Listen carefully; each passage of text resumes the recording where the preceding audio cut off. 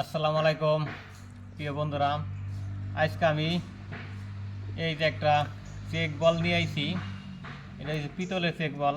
আমাদের এইটা হইতেছে বায়োগ্যাস। আমাদের যে বায়োগ্যাস আছে, গরুর গোবর থেকে যে আমাদের গ্যাস উৎপাদন হয়, সেই গ্যাসের চুলাটা আমরা 2 বছর আগে চুলাটা লাগাইছি।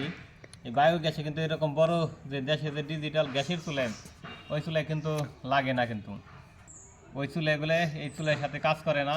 এই বায়োগ্যাসের জন্য এরকম বানাইনা চুলা লাগে। সেই জন্য এই বানাইনা চুলাটা আমরা প্রথমে বড় দুই বানারে বড় গ্যাসের চুলায় কিনছিলাম, কিন্তু ওই চুলাটা কাজে লাগে নাই, এই বানাইনা চুলা লাগছে।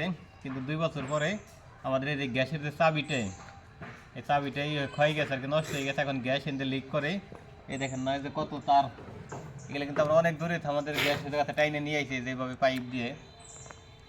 এখন এই চেক কলটা নষ্ট হয়ে গেছে, এটা আমরা এখন খুইলে এই যেগুলো এখন প্রথম খুলে নিতেছি। এই যে দেখেন, এটা খুলে নিলাম। এটা আর কি লিক হয়ে গেছে, ভিতরে থেকে একটু ক্ষয় গেছে। পানি পাস করার জন্য কোনো সমস্যা নাই, কিন্তু গ্যাস তো অনেক জিনিস, হালকা জিনিস, সেজন্য গ্যাসগুলো বের হয়ে যায়। এখন এখান থেকে আমরা আবার খুলে নেব। এই যে এইভাবে এই জায়গা থেকে নাটটা খুলে নিতে হইব। এই যে আমার এক সাইড লাগানো হয়ে গেছে।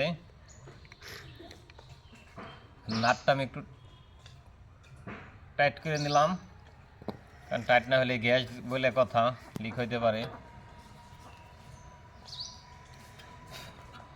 1 সপ্তাহ হয়ে গেছে আমাদের এইটা নষ্ট হয়েছে, কিন্তু এর লাগাইতে লাগাইতে অনেক গ্যাস নষ্ট হয়ে গেছে।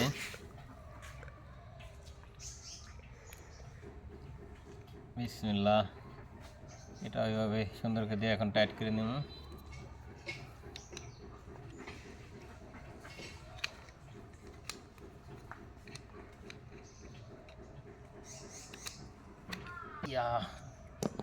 টাইট হয়ে গেছে। এখন আবার এই যে এটা হলো চুলের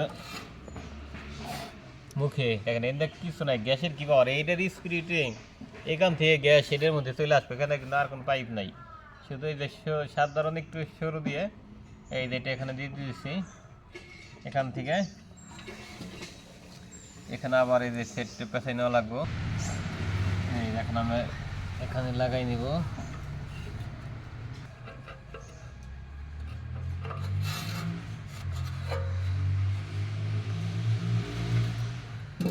এটা হচ্ছে গ্যাসের মুটকি, এখান থেকে গ্যাস কিন্তু জ্বলে উঠবো। দেখছেন, সহজ একটা জিনিস। এই যে লাগাই দিলাম, এখন গ্যাস কিন্তু আমাদের চালু হয়ে যাবে। তো সবাই ভালো থাকবেন আজকের মতো। আসসালামু আলাইকুম, আল্লাহ হাফেজ।